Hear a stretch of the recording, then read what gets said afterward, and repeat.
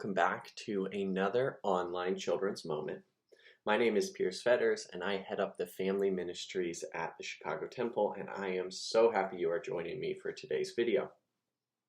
As you can see by the wall behind me, we are back in Chicago. So thank you for all the nice emails and prayers. Thankfully, it was a quick fix and we are back at home. Now, the past 2 weeks, I haven't had the time to record new songs, so I thought this week I should make up for that, and instead of singing one song, we're going to sing two. How's that sound? All right, I thought that sounded good as well. So today we're going to start with a song called I've Got the Joy. And it's a happy song, so feel free to jump and dance around as you sing.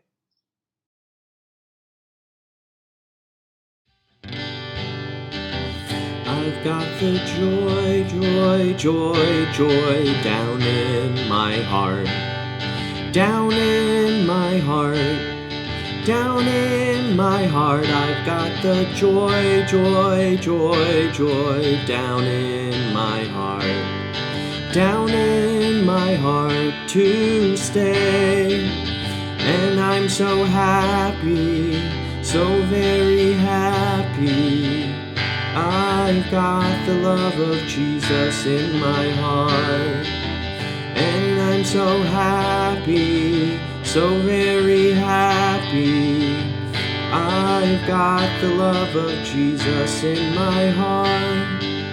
I've got the love of Jesus down in my heart. Down in my heart. Down in my heart, I've got the love of Jesus down in my heart. Down in my heart to stay. And I'm so happy, so very happy.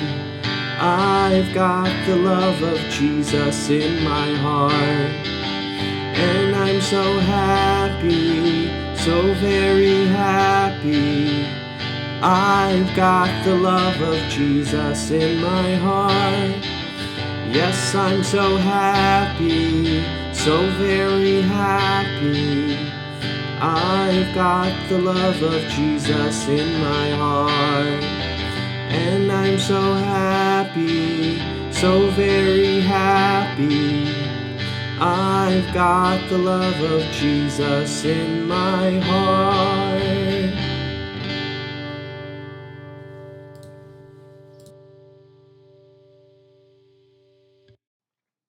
Thanks for singing with me, and I hope you had some fun with that song. I love that song because it's all about expressing joy. And I am excited for today's Bible story, because by now in our story, all the disciples know that Jesus has risen from the grave. And of course, they are all very excited. Now, when we are excited, it is easy for us to maybe jump for joy. And I'm sure the disciples did some of this in their excitement. But in today's story, we will see some of the less obvious ways that the disciples decided to respond in joy to Christ's resurrection. And hopefully that can inspire us to respond joyfully in the same ways for all that God has done for us. So, let's read today's story. It's found in Acts chapter 2, verses 42 to 47. All the believers devoted themselves to the apostles' teaching and to fellowship and to sharing in meals, including the Lord's Supper, and to prayer. A deep sense of awe came over them all, and the apostles performed many miraculous signs and wonders. And all the believers met together in one place and shared everything they had. They sold their property and possessions and shared the money with those in need. They worshiped together at the temple each day, met in homes for the Lord's Supper, and shared their meals with great joy and generosity, all the while praising God and enjoying the goodwill of all the people. And each day the Lord added to their fellowship those who were being saved. Now, I love this story, even though some of what it is saying can be hard to believe and especially harder to follow. Now, for the parents out there, I don't believe we have to be as radical as the disciples and early believers and sell everything we have, so don't worry.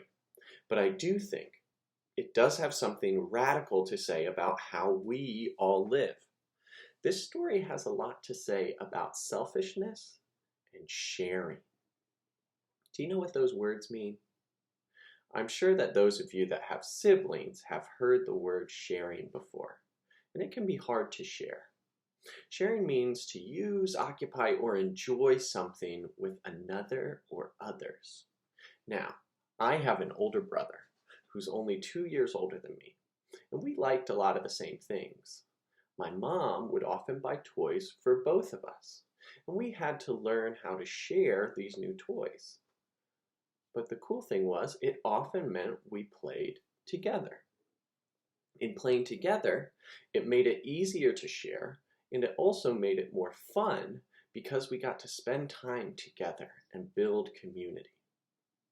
Now, selfishness, on the other hand, is the opposite of sharing. To be selfish means to only be concerned with yourself and what makes you happy. It often excludes other people and prevents you from forming that good and lasting community. In this passage, we see the believers sharing what they had. And as a result, they not only strengthened their own community and the group they already had, but others saw their joy and concern for those around them, and they wanted to be a part of their group. So what does it mean for us all today?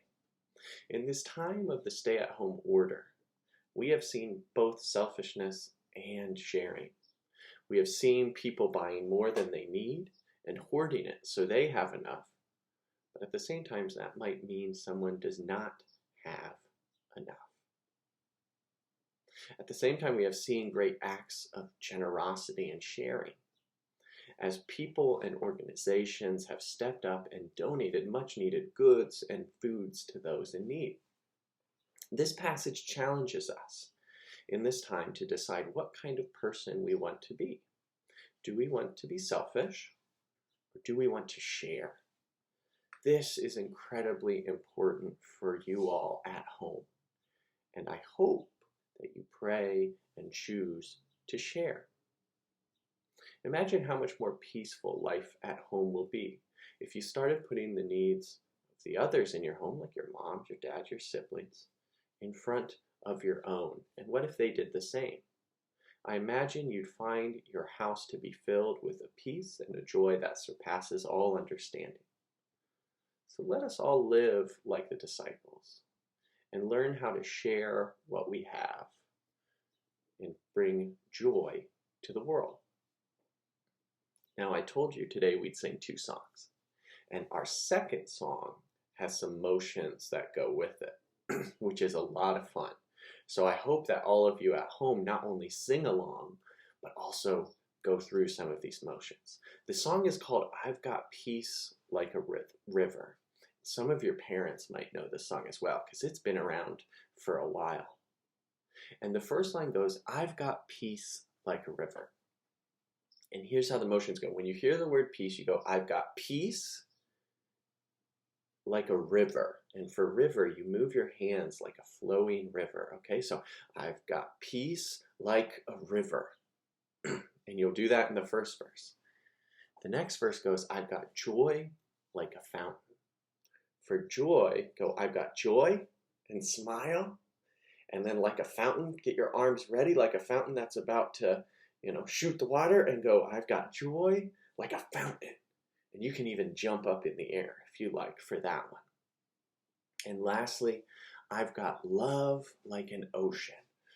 And for love, we do like a big hug, like you love someone, but you're kind of hugging yourself. So I've got love like an ocean. And bring your arms out wide because oceans are large, right? So I've got peace like a river.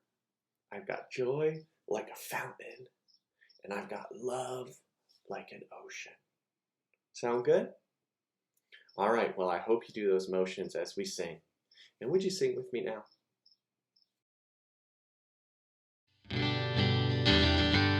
I've got peace like a river, I've got peace like a river, I've got peace like a river in my soul. Oh, I've got peace like a river, I've got peace like a river, I've got peace like a river in my soul. I've got joy like a fountain, I've got joy like a fountain, I've got joy like a fountain in my soul. Oh, I've got joy like a fountain, I've got joy like a fountain, I've got joy like a fountain in my soul. Oh, I've got love like an ocean, I've got love like an ocean, I've got love like an ocean in my soul. Oh, I've got love like an ocean, I've got love like an ocean, I've got love like an ocean in my soul. Thank you so much for joining me for today's online children's moment. I hope you had some fun singing and doing those motions with me today. Have a wonderful week. Practice sharing with those around you, and I'll see you next time.